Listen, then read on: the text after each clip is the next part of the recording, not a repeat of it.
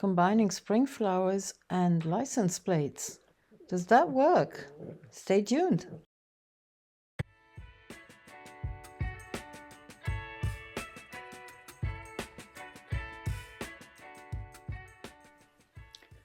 Hello Jelly print fans.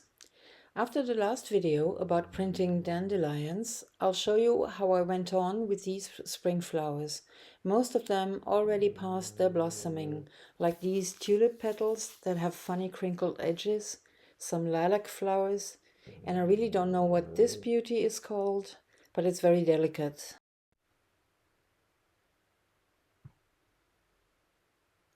This one is called acrylics in German. In English it's columbine, strangely. And this is a cow's slip. Is it cow's lip or cow slip? It's wrinkled and past blooming, and when it's totally gone, it becomes this cute little seed head, or whatever it's called. These are some weeds that I will not use after all. And finally some strawberry blossoms and leaves. I have millions of them in my garden. Pooh, I'm learning a lot today, so let's get started. This is my XXL jelly plate. I'm using it because it is still so clean, as opposed to all my other ones. And I'm cleaning this one, I think it was an etching ink. I'm cleaning it with some linseed oil. And so that it's not too oily, I'm cleaning the oil film off with some baby wipes. And I'm good to go. I'm using Golden Open slow drying acrylic paint today. This is just a rest left in my tube of the carbon black, but I've said this like 4 videos ago already, and I'm still squeezing out paint, so it's worth to try that. I'm sorry that I filmed this in a sideways position. I wanted to print the lower part of an A4 sheet, and I thought it would be better to show it like this, but I find it wasn't a good idea. But later I turned it around so you can see that better. So I'm putting on some of these lovely little flowers, already sad about their pressed to death. Using Deli paper, I like the effect it makes, and I really like that you can see through the paper what you are doing at that very moment.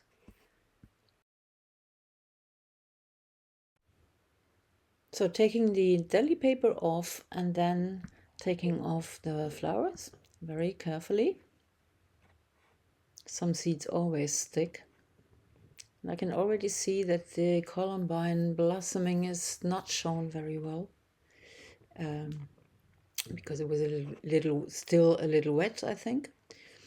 Now I'm taking off paint that I don't want in the print around the flowers with a baby wipe. For the print, I'm using a rather inexpensive watercolor paper, which is also rather thin. If you want to paint on it later with acrylics or watercolor, I'd recommend a much thicker paper. A nice little blossoming meadow in the lower part of the paper, but this is not gonna stay like this at all. I want to make another flower print because I want to make a pair, and now I'm using also Golden Open slow drying paint in a transparent brown iron oxide. Oh, people, can you please make up shorter names for the paint? And I repeat what I always recommend is that the Golden Open slow drying acrylic paint is really slow in the drying, and you have loads of time to think what your next step is, and like tons of time in case you're really fumbling around with getting off the paint around the flowers or in between the flowers.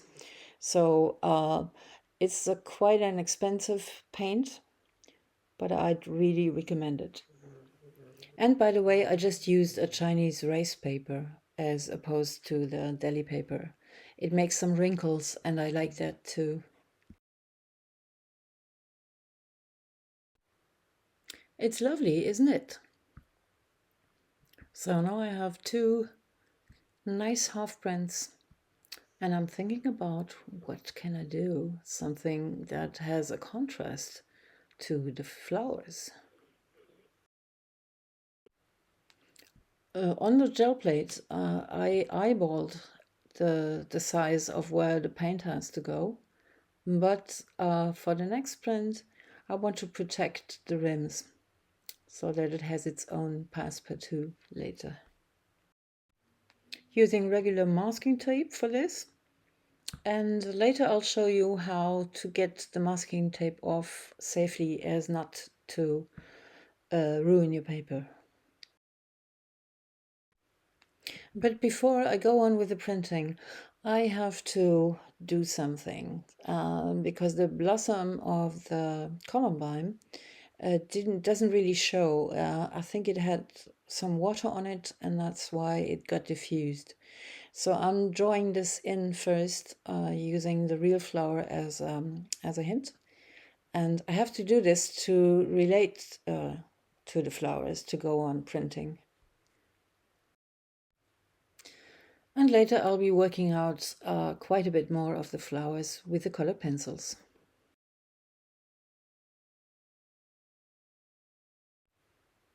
And doing the same thing with the other print. Although that I printed with brown paint, I'm still using the black pencil to work it out. And I'm sorry for the wobbling. I must have touched the table somehow. I'm slowing this down so not to make you crazy.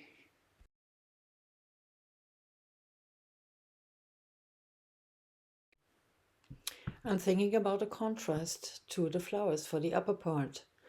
And what can be better than numbers opposed to flowers? And what is better for numbers than license plates? I think this one is even American, Nebraska maybe? Tell me if you know. And I really don't know where I got them from.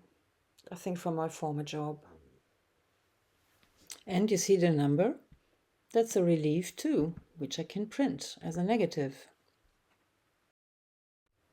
When I see this filmed, I really don't know what got me so brave to try the license plates in combination with the flowers.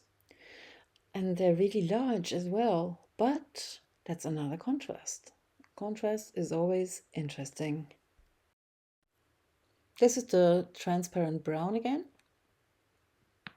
And I'm pressing on the license plate this way, which means I will get a negative in the print.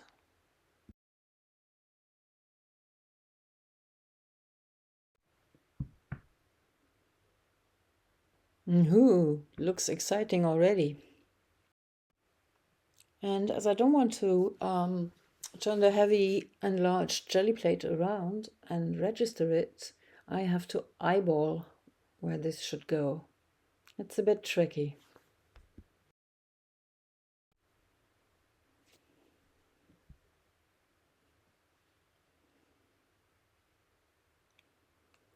And it went quite well. I like it, but I want to do some more to it. So I'm using the other license plate partly with the rest that I squeezed out of this tube, the black tube.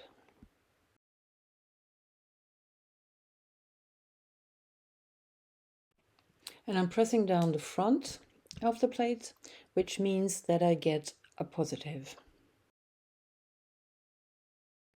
And then I'm thinking, okay, the paint is on the plate now, so I might as well print the original with the second flower print, which will lead to another negative, a mirrored image.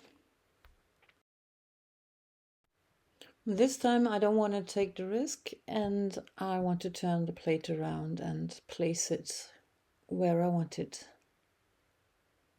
So I'm doing that now.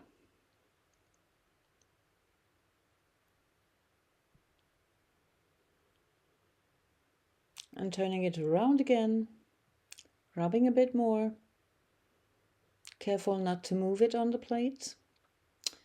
And it worked. It's quite top heavy, but I'll do something for this in the workout. And I still want to print a little more on the other one again. So I'm rolling out the transparent brown again. But this time I want to give it a little twist, which will turn out great. So I'm pressing the back side, which means they will be in reverse again.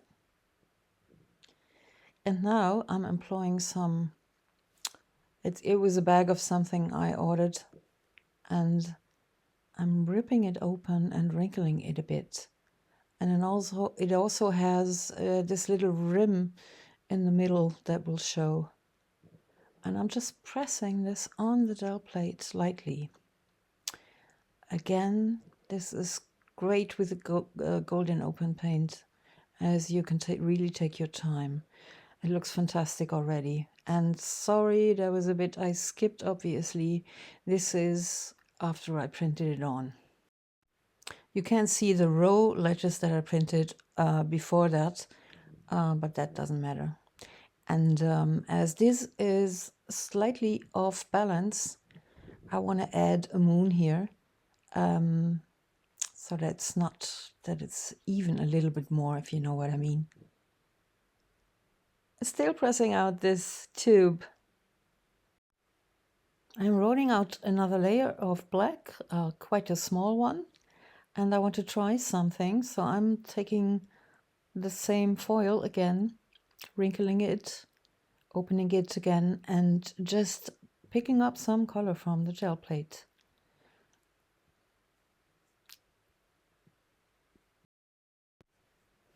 And I'm trying what I at this point think is a revolutionary idea. I'm printing only inside the masking tape roll. Well, at least I thought it was revolutionary until I saw the print, which wasn't so great. So I'm pulling out my masking tape sheet. The brand I'll write down in the info box below. This stuff is wonderful. So I'm just taking the outside of the circle, placing it on there. Yeah, almost. And then I'm pressing down that foil again. No, sorry, I'm pressing down the gel plate again. Need to mask off a little bit more. Now comes the gel plate.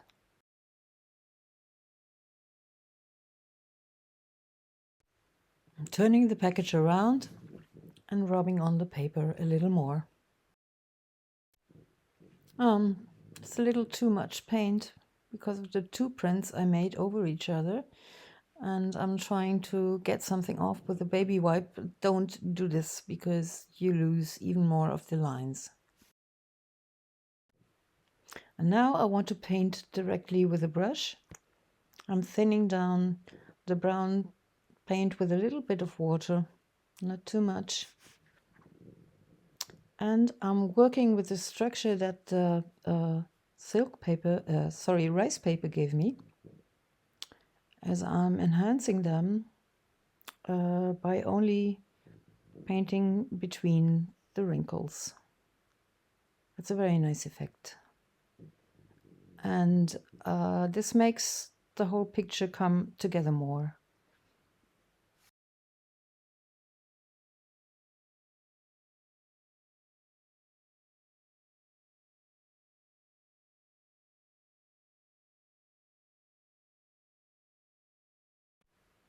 God, I love this print. I always work my prints out, and I don't think it's like a shame or so. Some people think, well, that's not really a monotype print. What the hell? I'm just creating some art of my own, and it's a little different than just printing.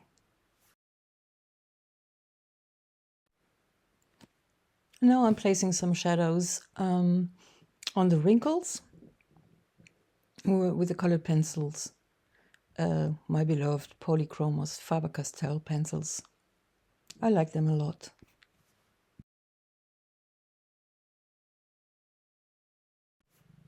And these wrinkles or creases just merge with the flowers somehow. I think that is also a very interesting effect. I'm working in detail around the flower because this is going to be the center of attention.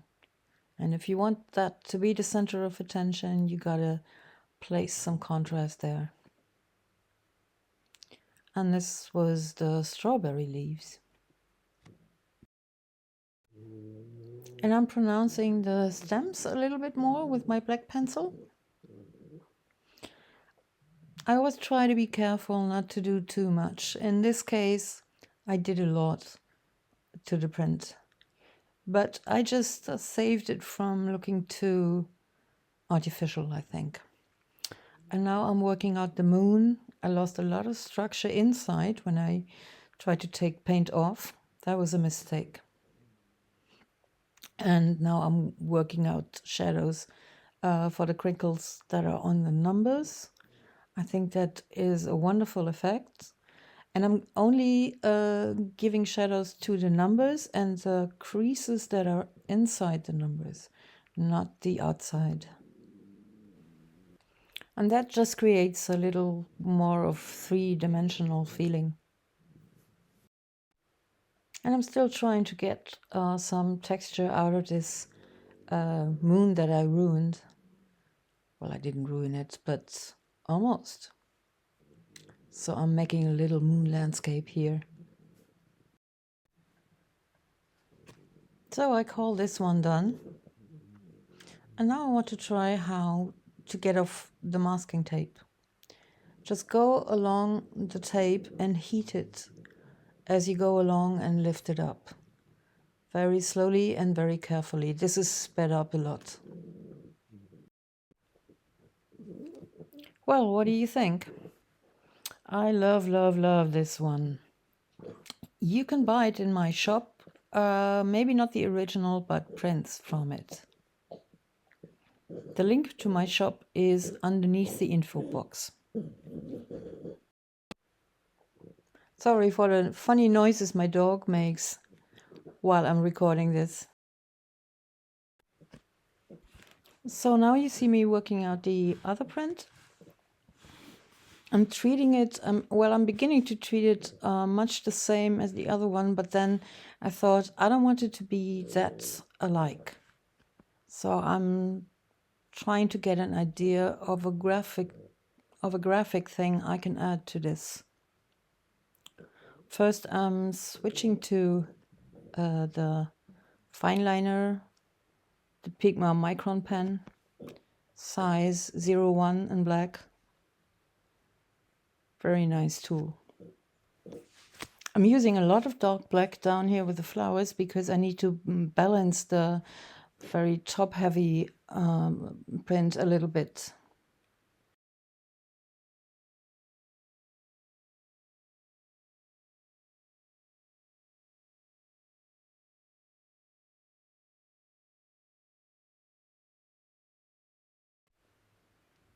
This was such a delicate flower, but it didn't print very well.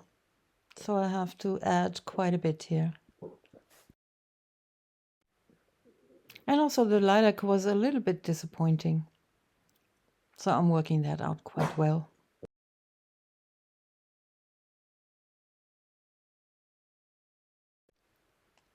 And now, a little late, I have the idea of a graphic design.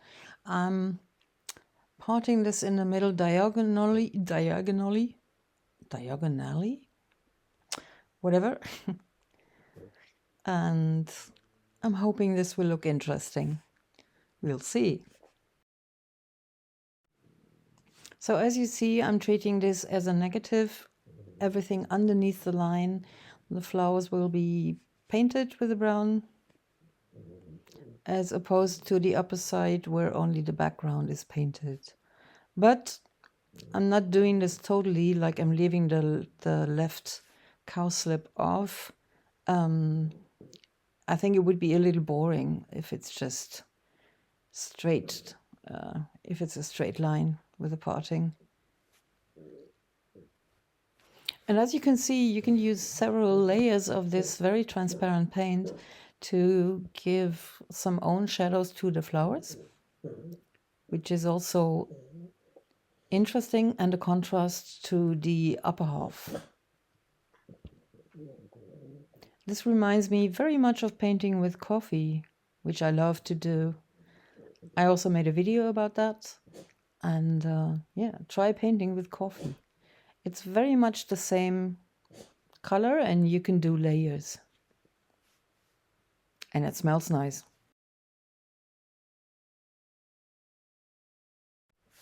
So this is it. What do you think? I think it's still top heavy, but I balanced it a little bit and I quite like it now. And here are the two together again. I think they make a nice couple.